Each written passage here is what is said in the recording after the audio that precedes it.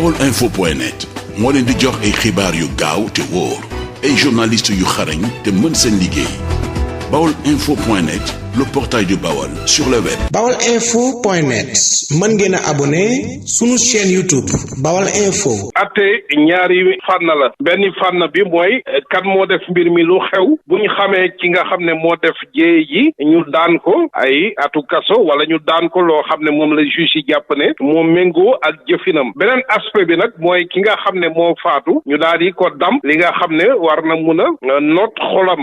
dundu aadama kenn mënu ko remplacer wante nag jaadu na ci procès ki nga xam ne moo am préjudice ñu condamné ki nga xam ne moo ko teg préjudice bi mu réparé ko ki ñu jàpp ne moo ko def ndawal buur la woon te bi mu koy def itam ci liggéeyu buur la ko def moo tax nag ñu ne woon état bi yaay fay ndàmpaay atte ko atte bu leer cour d'appel confirmé ko mais tey ba ñuy célébrer waat anniversaire Fatou Bassirou Faye juróom benn at waa juróom génn na àddina waroon na mun a fekkee wala mu jot ci ndàmpaay boobu ndax amoon na yaakaar ci doomam yar na ko dugal ko fi mu war a dugg yóbbu ko université mu am avenir boo xam ne waroon na mun a tekki jëriñ waajuram xañ nañ ko jox nañ ko ndàmpaay jotu ci ba faatu na depuis loolu aussi ñi des ci njaboot gi ak man topp nañ ci état bi pour mu fay ndàmpaay boobu mais li mu mun a wax tey daal mooy état bi taxawul ci tànki fay ndàmpaay bi li ñu mun a xam daal mooy état dafa ne man damay tënku ci yoon loolu mooy état de droit mooy état danaan man kat maa yor lépp maa yor force de l'ordre yi maa yor alalu réew mi maa yor lépp mais nag du tee damay tënku ci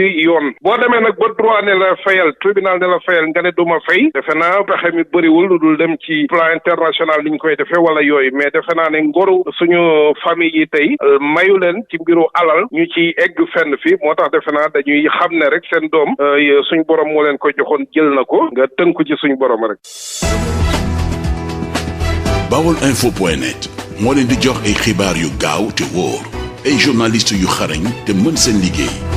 baolinfo.net le portail du Baol sur le web. baolinfo.net mën ngeen a abonné sunu chaîne YouTube Baol Info.